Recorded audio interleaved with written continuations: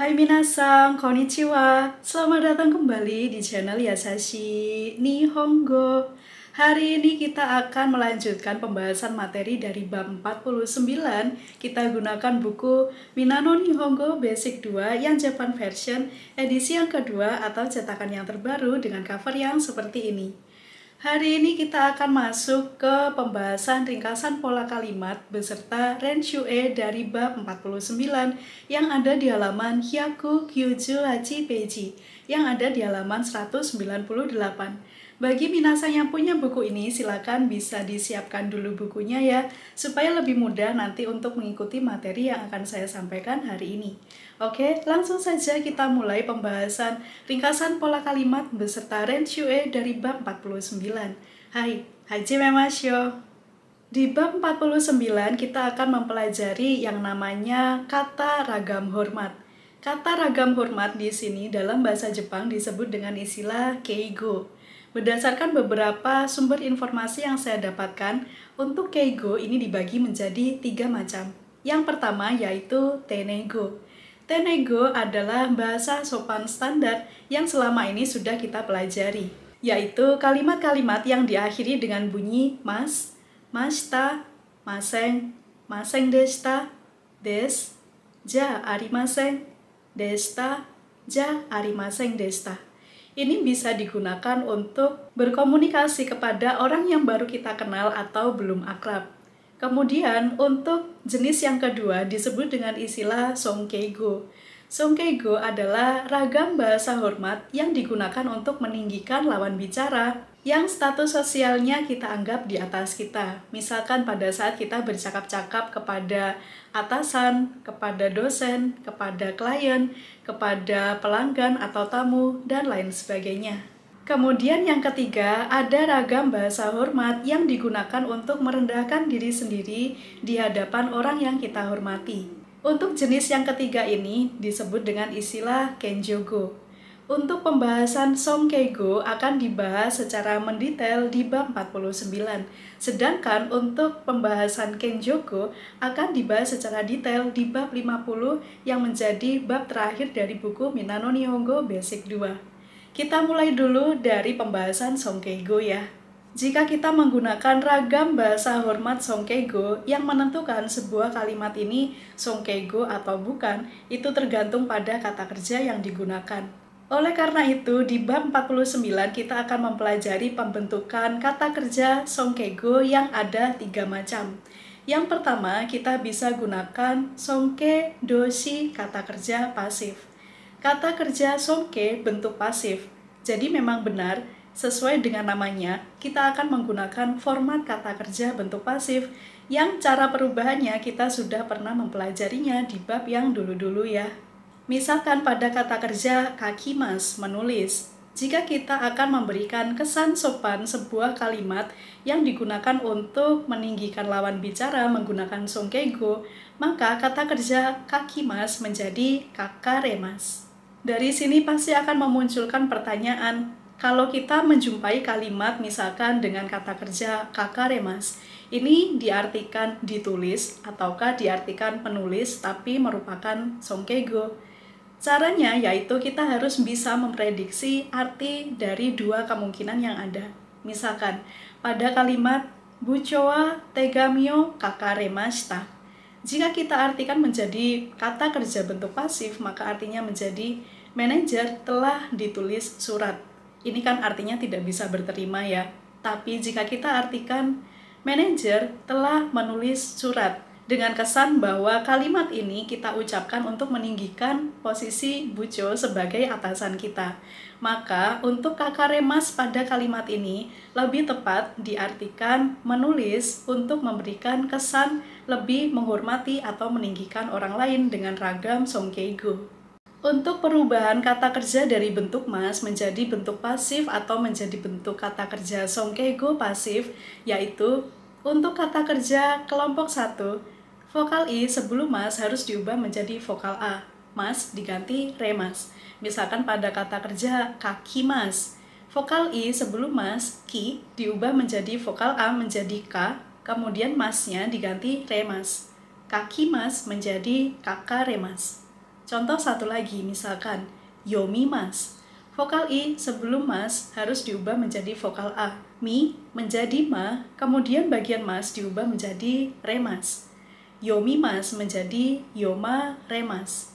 Khusus untuk kata kerja yang mana sebelum mas ada hiragana I, maka hiragana I harus diubah menjadi wa, bagian mas diganti remas. Misalkan pada kaimas, membeli. Hiragana I langsung diubah menjadi wa, mas diubah menjadi remas. Kaimas menjadi kawa remas. Ada pengecualian satu lagi, yaitu untuk kata kerja sebelum mas ada hiragana chi. Misalkan, mochimas, membawa. Hiragana chi diubah menjadi ta, mas diubah menjadi remas. Mochimas menjadi mota remas. Untuk perubahan kata kerja kelompok 2 bisa dilakukan jauh lebih mudah, yaitu dengan mengganti bagian mas dengan raremas. Contoh sebagai berikut. Demas, keluar. Mas kita ubah menjadi raremas. Deraremas. Contoh satu lagi, misalkan abimas. Bagian mas diubah menjadi raremas. Abi raremas. Untuk perubahan kata kerja kelompok 3, di sini langsung kita hafalkan. Untuk kimas, bentuk pasifnya adalah koraremas.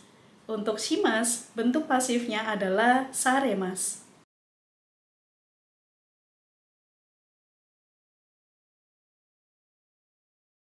Nah, sekarang kita coba baca isi tabel kata kerja perubahan bentuk pasif untuk Songkeigo yang ada di Renshue Ichiban.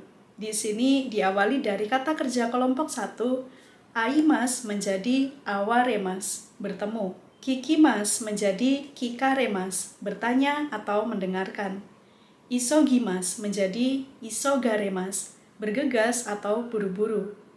Hanashimas menjadi hanasaremas, berbicara. Machimas menjadi mataremas, menunggu. Yobimas menjadi yobaremas, memanggil. Yomimas menjadi yomaremas, membaca. Kaerimas menjadi kaeraremas, pulang. Untuk tabel kata kerja Songkeigo pasif kelompok yang kedua.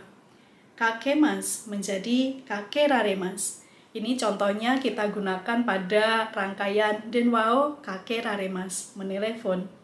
Berikutnya ada kata demas menjadi deraremas, keluar. Okimas menjadi okiraremas, bangun. Kemudian ada kata orimas menjadi oriraremas dengan arti turun.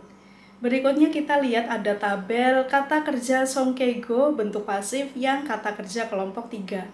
Untuk kimas menjadi koraremas dengan arti datang. Shimas menjadi saremas dengan arti melakukan. Berikutnya kita lihat Renshue Nibang yang mana ada kalimat Songkeigo yang menggunakan kata kerja Songkeigo bentuk pasif. Yang pertama ada kalimat Ito sensei wa saki koraremashita. Ito sensei tadi sudah datang. Kemudian kalimat berikutnya Ito sensei wa ashita wa yasumaremas. Ito sensei besok akan libur. Jadi kalau kita amati dari struktur kalimatnya, ini tidak ada perubahan dengan struktur kalimat yang biasa ya.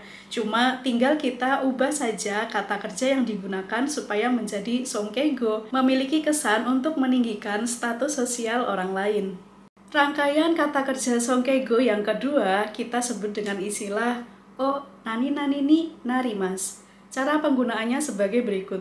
Kita tempatkan dulu awalan hiragana o, kemudian kita gunakan kata kerja bentuk mas, masnya dihilangkan, lalu digabungkan dengan ni narimas. Untuk pola kalimat kata kerja yang ini hanya berlaku untuk kata kerja kelompok 1 dan kata kerja kelompok 2 saja. Kita coba pada kata kerja mochimas, membawa. Kita tempatkan dulu awalan o, mochimas, masnya kita hilangkan, lalu digabungkan dengan ni narimas. Omochi ni narimas. Kata kerja berikutnya, misalkan asobimas, masnya kita hilangkan, kita tempatkan o di bagian awal. O asobi ni narimas. Untuk perubahan kata kerja songkego o ni narimas ini tidak bisa digunakan untuk kata kerja yang mana sebelum mas hanya terdapat satu hiragana saja. Misalkan pada kata kerja nemas, demas, dan lain sebagainya. Jadi, untuk kata kerja yang sebelum mas hanya ada satu hiragana saja, nanti bisa diganti menggunakan kata kerja songkeigo bentuk pasif, atau bisa juga menggunakan tokubetsuna songkeigo. Songkeigo menggunakan kata kerja yang khusus. Nanti ada pembahasannya setelah ini ya. Kita kembali lagi pada kata kerja o nani-nani ni narimas. Sekarang kita lihat penggunaan kalimatnya pada renshu e sambang. Kalimat yang pertama, Shacho wa odekake ni narimashita. Sacho telah pergi keluar. Yang kedua, Shacho wa okaeri ni narimashita. Shacho telah pulang. Kata kerja songkeigo yang ketiga dikenal dengan istilah tokubetsuna songkeigo. Songkeigo khusus atau spesial. Untuk tokubetsuna songkeigo ini tinggal kita hafalkan saja ya, tidak ada pola perubahan bentuk kata kerjanya. Kita langsung saja lihat renshu e yongbang.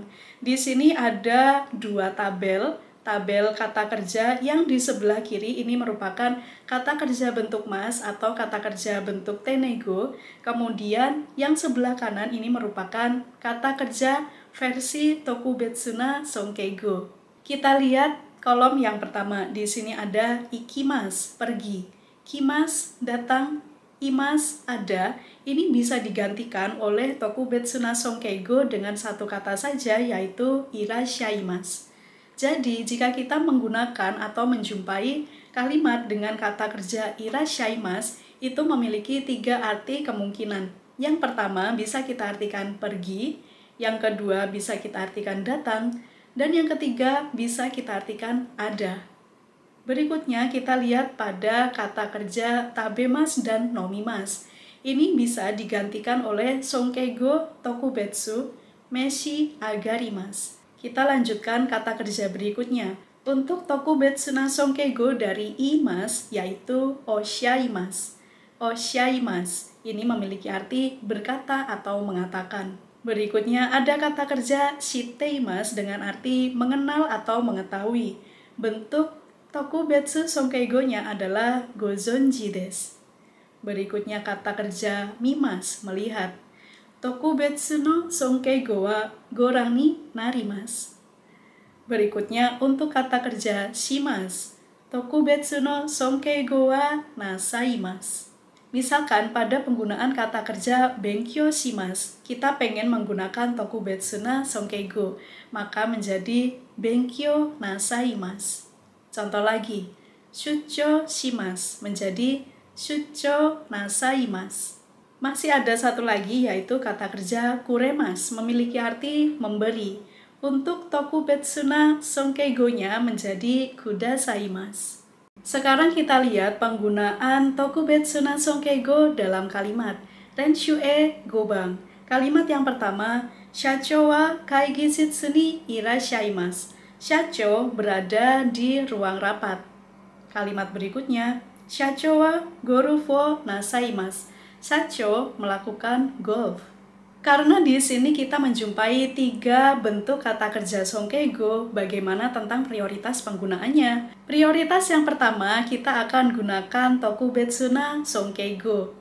Kemudian prioritas yang kedua, kita bisa gunakan o ni narimasu. Kemudian untuk prioritas yang ketiga, kita bisa menggunakan kata kerja songkeigo bentuk pasif. Berikutnya masih ada satu pembahasan lagi tentang songkeigo, yaitu tentang bagaimana caranya kita membuat kalimat perintah dalam songkeigo. Yang pertama adalah kita harus mengelompokkan terlebih dahulu kata kerja kelompok 1, kelompok 2, dan kelompok 3.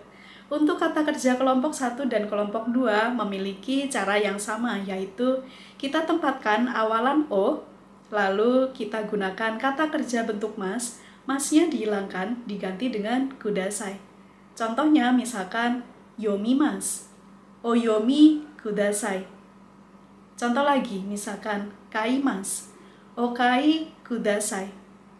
Untuk kata kerja kelompok 2 misalkan orimasu, turun, oori kudasai, dan lain sebagainya.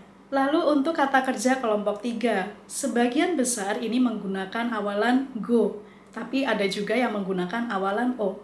Kemudian untuk kata kerja kelompok 3, bagian shimas langsung diganti menjadi kudasai. Contoh penggunaannya misalkan cui shimas, berhati-hati atau waspada, menjadi go cui kudasai, tolong hati-hati atau tolong waspada. Untuk penggunaan yang awalannya o ini ada beberapa ya.